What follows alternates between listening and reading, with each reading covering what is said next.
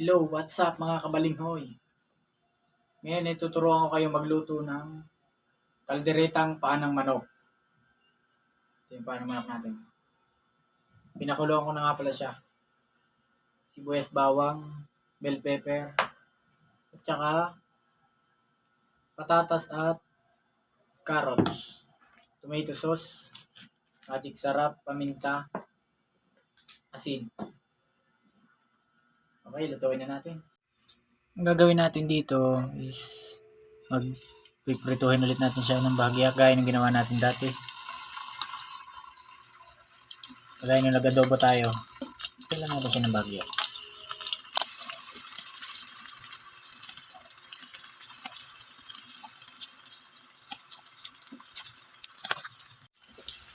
Okay na siya, hanguin na natin. Pwede na yan.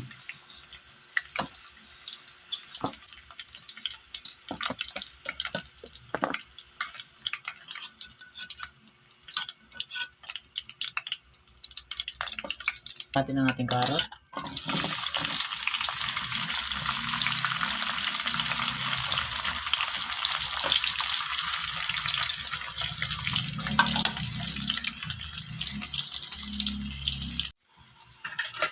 Hanguin na natin siya. Dito rin nga pala tayo magigisa ng ating bawang at sibuyas. Gisa na natin ang ating bawang at sibuyas.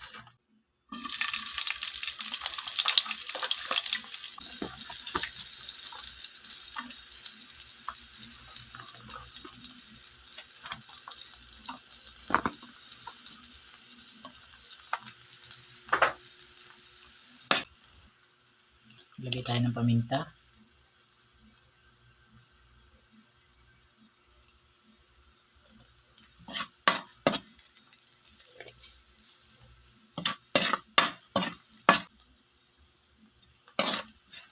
Lagyan na natin ang ating paa ng manok. Ito nga pala ay pinakuluan ko na para malambot. Gusto ko na sarap malambot na malambot. Ayan. Yan na rin yung sinabaw ko, yung pinagpakuluan ko.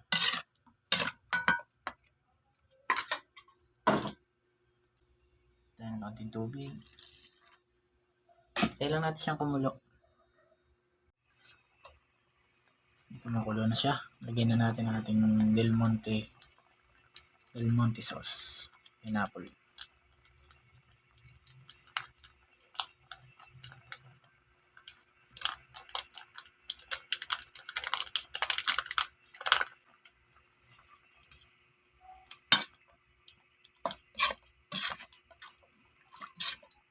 Pwede kayo maglagay dito ng liver spread, kamatis. Yun ay kung gusto nyo lang. Dagdag lasa. Pero ito, okay na sa akin.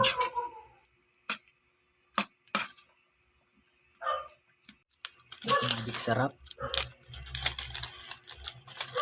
Asin saka paminta. Ulit. Lagyan natin ang ating patatas.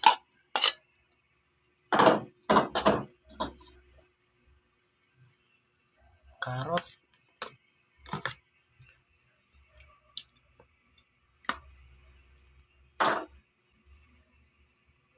Add na natin ang ating bell pepper para mas lalo ng sumarap.